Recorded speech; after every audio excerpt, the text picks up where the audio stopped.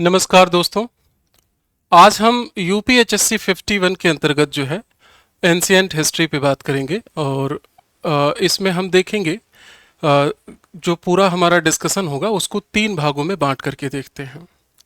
एक तो इंटरव्यू की कुछ ज़रूरी बातें, दूसरा एंशिएंट हिस्ट्री सब्जेक्ट की रियल में डिमांड क्या होती है, और तीसरे पार्ट में हम लोग देखेंगे कि यूपीएचएससी ने इससे पहले अपने इंटरव्यू में क्या क्या प्रश्न पूछे हैं। आपको पहले भी मैंने बताया है कि ये जो प्रश्न है जो भी सिलेक्टेड कैंडिडेट हैं या जो लोग नहीं भी सिलेक्ट किए हुए हैं, इंटरव्यू दिए थे, उनसे ये इन प्रश्नों को गैदरिंग करके आपको बताया जा रहा है। तो एक एक पार्ट को लेकर के बात करते हैं। सबसे पहले तो इंटरव्यू की कुछ ज़रूरी बातें। आज के इस ज़रूरी बात में हम लोग ये रखेंगे कि इंटरव्यू वाले दिन या एक दिन पहले हमें किन बातों पर ध्यान रखना है। इसमें अगर हम बात करें क्या करना है, तो देखो आपको दो काम करने होते हैं, मेनली दो काम करना होता है। इससे आपका पूरा इंटरव्यू ठीक से जाएगा। क्या है वो दो काम? पहला काम है घबराहट या डर को समाप्त करना, या कह सकते हैं कि बहुत हद तक कम करना। तीसरा व्यवस्थित उत्तर देना, यानी कि सिस्टमैटिक आंसर देना। अब देखो ये बात थोड़ा सा फिलोसफिकल लग रही है कि ऐसा तो सब लोग कहते हैं या सब लोग करते हैं। इसमें थोड़ा सा और डेप्थ हम चलते हैं कि क्या है इसका मतलब, कि घबराहट या डर को समाप्त करना। इसमें देखिए कि जो आप कर सकते हैं उसे ज़रूर करिए। जैसे कि जो भी ज़रूरी सामान है उसको आप इंटरव्यू वाले दिन मॉर्निंग के लिए मत रखिए। आप कोशिश करिए कि एक दो दिन पहले उन सभी को इकट्ठा करके आप कह सकते हैं कि मानसिक रूप से आप संतुलित महसूस करेंगे। अगर ऐसा करते हैं तो एक दो दिन के अंदर व्यवस्थित कर लीजिए पहले ही। जैसे कि खीरा हुआ, बिस्किट हुआ, नमकीन हुआ, आपके जो डॉक्यूमेंट्स हैं वो आप अच्छे से रेडी कर लें। डॉक्यूमेंट्स में भी आप ओरिजिनल और फोटो कॉपी दोनों का एक सेट बनाएं। वैसे देखिए फ़ोटोकॉपी की कोई ज़रूरत होती नहीं है, लेकिन मेरा मानना है कि एक बैकअप के तौर पर आप उसे रख सकते हैं, और जो भी आपके साथ इंटरव्यू दिलाने के लिए जा रहे हैं शख्स, आपकी फैमिली का या कोई दोस्त है आपका, आप उनके पास उसे रख सकते हैं। देखिए खीरा थोड़ा सा कुछ लोग को अगर अजीब लग रहा हो तो देखिए क्या होता है कि उस दिन डिहाइड्रेशन जैसी फीलिंग होती है लंबे टाइम तक बैठने से, कभी कभी लेट आता है। तो ऐसे में खीरा वगैरह क्या होता है कि हमें एक पानी का जो लेवल है वो लंबे टाइम तक मतलब एहसास नहीं होने देता है। कभी कभी आप कुछ सोचते हुए भूल जाते हैं कि आपको पानी भी पीना है, तो इन सभी सिचुएशन में ये थोड़ा हेल्पफुल होता है। गला सूखता नहीं है आंसर देते समय, मतलब छोटी बात है लेकिन केयर करना चाहिए इसका। एडमिट कार्ड या एंट्री टिकट हॉल इस तरह का कुछ भी अगर आयोग जारी करता है, आप उसकी भी दो कॉपियां ज़रूर रखें। दो या तीन भी रख सकते हैं, मतलब दो इसलिए कि एक तो आप परमानेंट अपने पास रखें, और एक जो है अगर किसी रीज़न से वो छूट जाता है, गिर जाता है, तो वो हेल्पफुल हो जाए। ऐसा होता नहीं है, लेकिन मानसिक रूप में हम अच्छा महसूस करते हैं कि कोई बात नहीं है मेरे पास एक और। तो ये सब छोटी बातें हैं, लेकिन ये मान के चलिए कि जो विश्वास है आपका, मजबूती है, डर है, घबराहट है, उसको कम करने में ये सब चीज़ें काफ़ी मदद करती हैं। एक जो ज़रूरी बात है, जो लोग भी सिस्टमेटिक है वो लोग करते हैं कि आपको क्या सामान ले जाना है और क्या आपने रख लिया है, वो आप एक नोट पे, एक डायरी पे, एक पेज पे लिख के रखिए उस दिन तक, कि आपको ये सामान उस दिन रिक्वायरमेंट होगी और आपने ये रख लिया है, आप उसको टिक कर दें। ऐसा करने से क्या होगा कि ठीक है मैं कुछ भूल नहीं रही हूँ या भूल नहीं रहा हूँ, ये बात स्किप हो जाती है अगर आप इस तरह से चलते हैं तो। और भी कुछ तरीके हम अपना सकते हैं, लेकिन घबराहट दूर करने में ये कुछ हद तक मददगार होते हैं। दूसरे पार्ट पे आते हैं, व्यवस्थित उत्तर देना या सिस्टमैटिक आंसर देना। तो देखो कुछ स्किल जो है, आप देखे होंगे कि कई लोग ऐसे हैं जो 15-20 दिन की प्रिपरेशन में बड़े अच्छे मार्क्स ला देते हैं। कुछ ऐसे भी पर्सन हैं जो ज़्यादा समय से 2-3 महीने प्रैक्टिस करते हैं, लेकिन उनके कंपेयर में 2-4 नंबर उनके कम आते हैं। इसका ये मतलब नहीं है कि जो तैयारी कर रहा है उसको नहीं करना चाहिए, और जो नहीं कर रहा है उसको जो है ठीक चल रहा है, वो ऐसा नहीं है। कुछ स्किल होता है जो हम पहले से कह सकते हैं कि अर्न करके रखे रहते हैं अपनी लाइफ में, अपने सिचुएशन से, अपने फैमिली से, अपने संघर्षों से, वो इस समय काम आता है।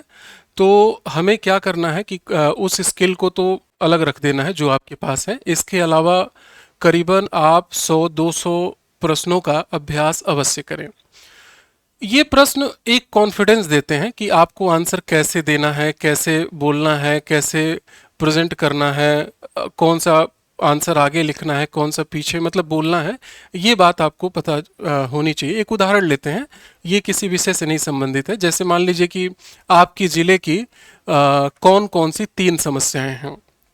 तो समस्याएं आपके पास 3 हैं, लेकिन पहले नंबर पे क्या रखेंगे, दूसरे नंबर पे क्या रखेंगे और तीसरे पे क्या रखेंगे, ये उन पॉइंट में ही आपको दिख जाएगा। जैसे मान लीजिए कि आपके गांव में जो टीन एज के बच्चे हैं, 14 साल, 13 साल, 12 साल, 18 साल, वो एल्कोहल ले रहे हैं, शराब पी रहे हैं। तो अगर ये समस्या आप बताते हैं तो ये बच्चों से संबंधित है, आप इसे पहले नंबर पे रख सकते हैं।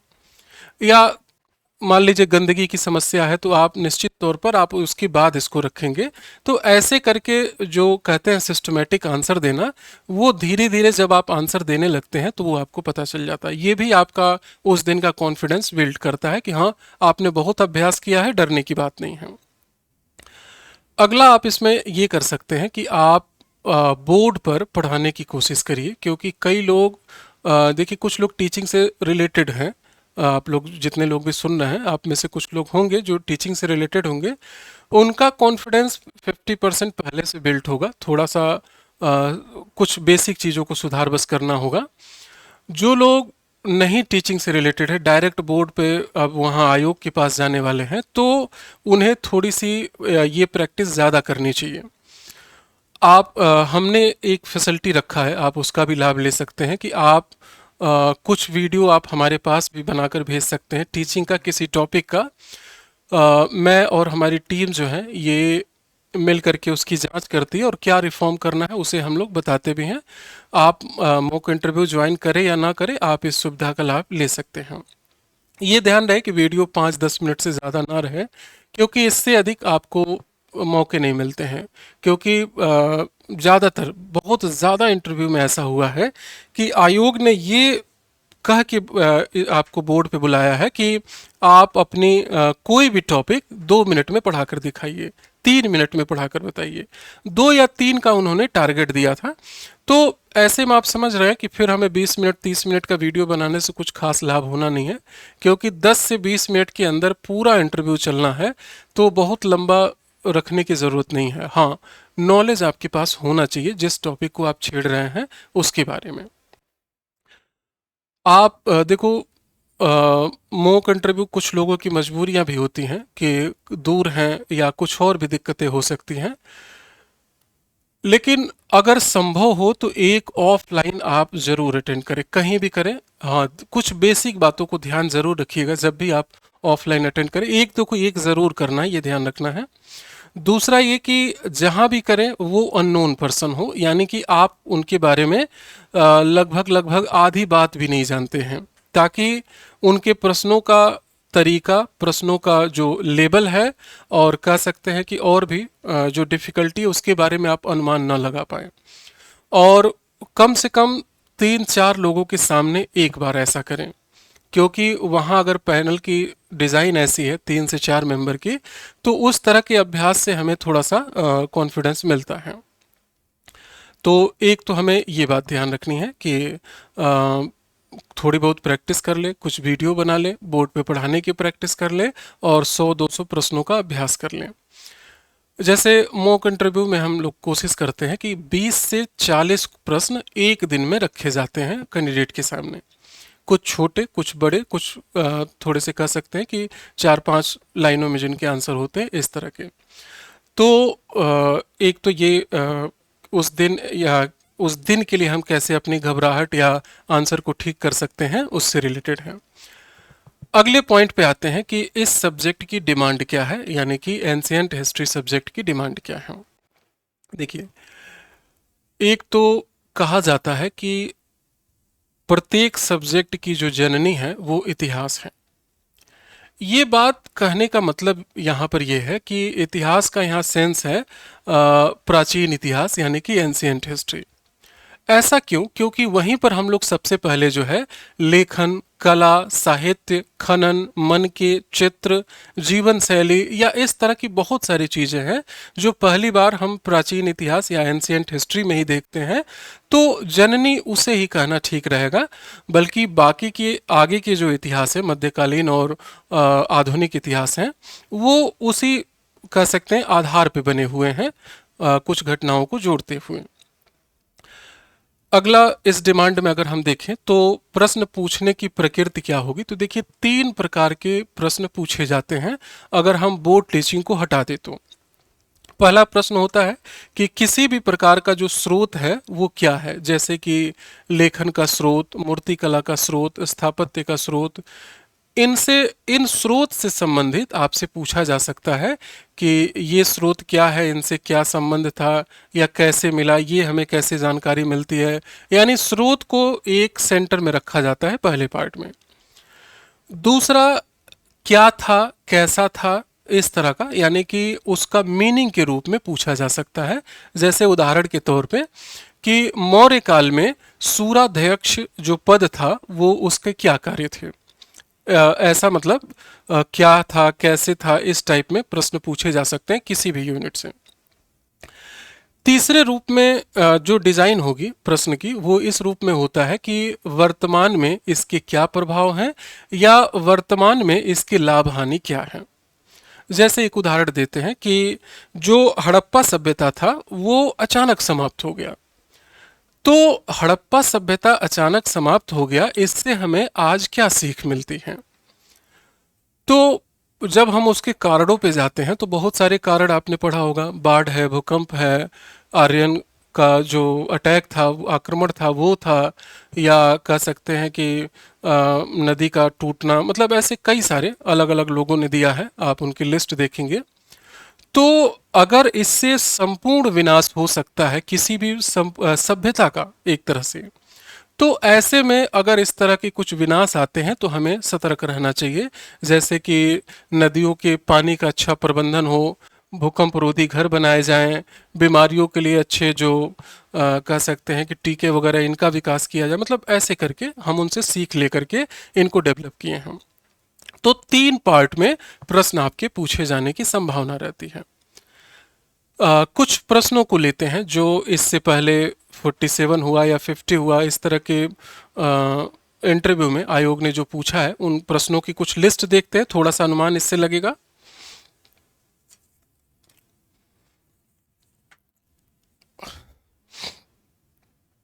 प्रश्न है, चापर चामिंग पेबल संस्कृति के बारे में बताइए। ये देखिए, जब जो जीएस वाले बच्चे होते हैं वो ज़्यादातर इतनी डेप्थ तक नहीं जाते हैं और वो इसको कह सकते हैं बेसिक बेसिक चीज़ों को देख करके स्किप कर लेते हैं, लेकिन आपको डेप्थ पढ़ना है। ये प्रश्न रिपीट होने की पूरी संभावना होती है। इसके कारण क्या है कि इस प्रश्न के सॉरी, क्योंकि प्रयागराज की बेलन घाटी से संबंधित है और आप जानते हैं कि प्रयागराज ये उत्तर प्रदेश का अगर क्षेत्र है तो उस क्षेत्र से जो भी एंशियंट हिस्ट्री से चीज़ें टच होंगी वो तो आपसे बार बार रिपीट होने की पूरी संभावना रहती है। जी आर शर्मा के नेतृत्व में इसका खनन हुआ था। ठीक, अगले क्वेश्चन पे देखते हैं। देखिए, वैसे ये चापर चामी मतलब कई क्रॉस हो सकते हैं कि ये शुरुआत कैसे हुई थी। आप जानते हैं कि पाकिस्तान के पंजाब वाले पार्ट से हुआ था।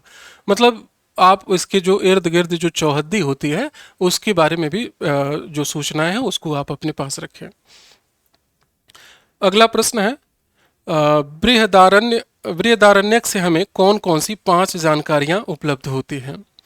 तो बेसिकली ये जो जानकारियां हैं ये कहानी के रूप में मिलती हैं, तो आप उन कहानियों को ले सकते हैं। बल्कि आप कह सकते हैं कि उन कहानियों का नाम भी रख सकते हैं सीधे तौर पे, जैसे कि याज्ञवल्क्य के संवाद है, विदेह राजा का जनक विजय है, पहली बार स्पष्ट रूप से पुनर्जन्म है, तमसोमा ज्योतिर्मय में है, उद्दालक और आरूढ़ी की कहानी है। तो ये ऐसे दे सकते हैं। वैसे देखिए, उद्दालक वाली जो कहानी है ये छांदोग्य में भी है, तो आप जैसे 5 पूछा गया था, 3 भी पूछा जा सकता है या कुछ कह के पूछा जा सकता है कि कुछ जानकारियों को आप बताइए। अगला प्रश्न है कि सिंधु घाटी सभ्यता यानी इंडस वैली सिविलाइजेशन की पतन का अलग अलग इतिहासकारों ने अलग अलग कारण बताए हैं, उनके पीछे क्या तर्क है। आप जानते हैं कि कई सारे लोग हैं, ऑरेंज स्टाइल वगैरह हैं, आप देखेंगे कि कैनेडी हैं, मतलब कई सारे लोग अलग अलग कारण इसका बताते हैं। जैसे मान लीजिए कि कैनेडी ने महामारी कहा, तो महामारी क्यों कहा। तो जब आप इसके आंसर देंगे तो आप ये जरूर ध्यान रखिएगा कि आपको ये बताना होगा कि किसने कौन सा कारण बताया है, ये अनिवार्य है। जैसे हम कैनेडी का ही एग्जाम्पल है, तो आपको बताना है कि महाशय या इतिहासकार कैनेडी ने महामारी को बताया है और उनके पीछे उनके बताने का जो कारण था वो ये था, ऐसे करके। एक साथ ढेर सारी लाशें एक पास मिली थी, तो हो सकता है महामारी से वो मरे हों। मतलब जो तर्क है आप उसके साथ इसको जोड़ करके बताएंगे। मुझे लगता है कि ऐसी स्थिति में 3 तक अगर आप बता देते हैं तो वो पर्याप्त रहता है। अगला प्रश्न है कि वैदिक युग की कौन कौन सी सकारात्मक बातों को आज भी हम अपनाते हैं। देखिए, वैदिक पे बहुत सारे प्रश्न बनते हैं और इसी तरह के बनते हैं। वैदिक से हमें क्या हानियां हुई, वैदिक से हमें क्या लाभ हुआ, वैदिक से हम आज क्या कौन सी एक्टिविटी अभी करते हैं, कौन सी हमने छोड़ दिया, ऐसे करके प्रश्न पूछे जाते हैं। तो सकारात्मक वाले मतलब आप ज़रूर तैयार रखिएगा इस मामले में, क्योंकि कभी कभी क्या होता है कि पैनल में कुछ ऐसे एक्सपर्ट बैठते हैं जिनकी प्रबल इच्छा होती है कि आप इनके सकारात्मक बातों को बताइए। तो ज़रूर आप सकारात्मक को ये रखिए, नकारात्मक वाले भी रखिए, लेकिन सकारात्मक अनिवार्य रूप से आपको रखना है। अगला प्रश्न है, न्याय दीपिका और प्रवचन सार ग्रंथ का संबंध किस धर्म से है। ये प्रश्न वैसे देखिए आसान था। न्याय दीपिका और प्रवचन सार ग्रंथ का संबंध वैसे उत्तर तो सामान्य था, जैनिज्म से इसका संबंध है। लेकिन जब ये आंसर बताया गया तो उसके बाद उनसे क्रॉस भी किए गए कि क्या था इसमें, कैसे था, इस टाइप में। तो मैंने पहले भी कहा है कि आपसे क्रॉस होंगे, लेकिन बेसिक जो प्रश्न पूछा जा रहा है अगर वो आसान है तो आप उसे गलत बिल्कुल ना करें। आप कोशिश करें कि उसके बारे में कुछ ना कुछ आप बताएं। ये स्रोत आपके पास होगा, जैसे कि जो बौद्ध धर्म के ग्रंथ हैं या जैन धर्म के ग्रंथ हैं, आप उन ग्रंथों को तो जानिए ही, साथ में उसमें क्या क्या बेसिक बातें हैं, जहां तक आपको स्रोत मिल जाता है आप उसको जरूर एक बार देखिए। अगला प्रश्न है, भारत में सिक्कों के इतिहास को संक्षिप्त में बताइए। आसान प्रश्न है ये। बस ध्यान रखिएगा कि जैसे जो एक्सपर्ट बैठे हैं उनके लिए ये ABCD होगा, कुछ हद तक आपके लिए भी होगा। तो क्रम छूटे ना, गलती ना हो। जैसे मान लीजिए कि अगर सिक्के पहली बार 600 BC के आसपास दिखे हैं, तो 600 BC से ही आप प्रारंभ करेंगे और फिर उसके बाद ये, फिर इसमें ये, फिर इसमें ये। अगर कुछ विशेष बताते हैं तो और भी अच्छा होगा। जैसे पर्शियन वगैरह जब आए थे तो नए नए सिक्के क्या थे, चांदी का किसने चलाया, शीशे के, सोने के, अगर ऐसे क्रम से आप पूरा बताते हैं तो अच्छा उन्हें लगेगा।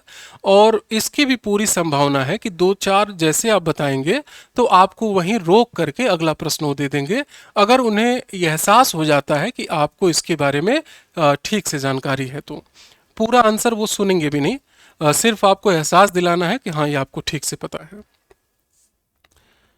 अगला प्रश्न है कि हिंद यवनों ने भारत को क्या क्या दिया है। वैसे जो भी उस समय बाहरी शक्तियां आई थीं उनमें से सभी ने कुछ कुछ दिया है, उनमें से सबसे ज़्यादा हिंद यवन ने दिया है। तो इसकी लिस्ट है, लगभग 7-8 तो इम्पोर्टेंट है, तो 3 या 5 आप ज़रूर बताइए। 3 तो एकदम बिल्कुल बताना ही है आपको कि हाँ उनसे हमने ये सीखा है। 5-7 है तो आप उनकी लिस्ट एक बार देख के रखिए। कभी कभी क्या होता है कि 7-8 हम याद करके जाते हैं तो वहाँ पर 1-2 जरूरी वाला ही याद नहीं आता है, तो कम से कम लिस्ट इतनी है तो उसमें से 1-2 स्किप भी हो जाए तो आप उसको बता सके। अगला प्रश्न है, वेसनगर के लेख से, यानी कि जो विदिशा में वेसनगर लेक है, हमें कौन कौन सी जानकारी मिलती है? तो जो जानकारियां हैं आप उसको थोड़े से तर्क के साथ देंगे तो और भी अच्छा होने लगेगा। लेकिन जो बेसिक है, जैसे हेलियोडोटस ने गरुड़ स्तंभ पर लिखवाया था, वहाँ पे जो मेन जानकारी है इसकी, वो आप ज़रूर वहाँ पे रखें। अगला और आखिरी प्रश्न जो है, मूर्तिकला के विकास में कुषाणों की योगदान बताइए। ये आसान प्रश्न, बहुत ही आसान प्रश्न था, और जब भी आसान प्रश्न आते हैं तो उस पर क्रॉस होने की अधिक संभावना होती है। इस पर भी क्रॉस क्वेश्चन पूछे गए थे। तो एक मोटा मोटी जो है, आपको ये आइडिया लग गया होगा कि आखिर इस विषय में किस तरह के प्रश्नों का स्तर हो सकता है। और ये बात पहले भी मैंने कहा है कि आप एक दो यूनिट तो ठीक से प्रिपेयर कर लीजिए। ज़रूरी नहीं है कि हर यूनिट से आपसे पूछें। हो सकता है कि किसी एक आंसर को वो छेड़े वही चल जाए, या आपसे पूछ ले कि किस यूनिट को आप ज़्यादा पसंद करते हैं, या आप अच्छे से पढ़ के आए हैं, या किसे आप पढ़ के आए हैं। देखिए, उनके पूछने में भी कई बार ऐसा आंसर की ज़रूरत होती है। जैसे होता है कि आपने इधर 4-5 दिन में कौन सी यूनिट पढ़ के आए हैं, ऐसे पूछते हैं। तो अगर आप कहेंगे कि मैंने तीसरा यूनिट पढ़ा है, तो फिर गलत इम्पैक्ट होता है। आप उनसे बताएंगे कि सर वैसे तो मोटा मोटी मैंने सभी यूनिट को देखा है थोड़ा थोड़ा, लेकिन यूनिट 3 को ठीक से मैंने देखा है अपनी तरफ से।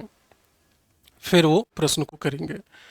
तो ऐसे करके कह सकते हैं कि शब्द वही रहेंगे, जानकारी वही रहेगी, बस आपको थोड़ा सा व्यवस्थित करने की ज़रूरत होती है। ठीक है। बिल्कुल आखिरी में, अगर आप मॉक इंटरव्यू से जुड़ना चाहते हैं, अगर आपको लगता है कि इसकी ज़रूरत है आपको, तो आप हमारे चल रहे मॉक इंटरव्यू से जुड़ सकते हैं। और इसमें बिल्कुल आयोग की कॉपी पेस्ट की गई है। उसी तरह से 4 मेंबर की पैनल होती है। एंट्री, वेटिंग हॉल, आपको जो है डॉक्यूमेंट्स वेरिफिकेशन, मतलब सब कुछ यहाँ पर एक तरह से कह सकते हैं कि प्रैक्टिस कराया जाता है कि क्या अनुभव आप उस दिन करेंगे। तो जुड़ना चाहें तो आप दिए गए नंबर पे संपर्क करके जुड़ सकते हैं।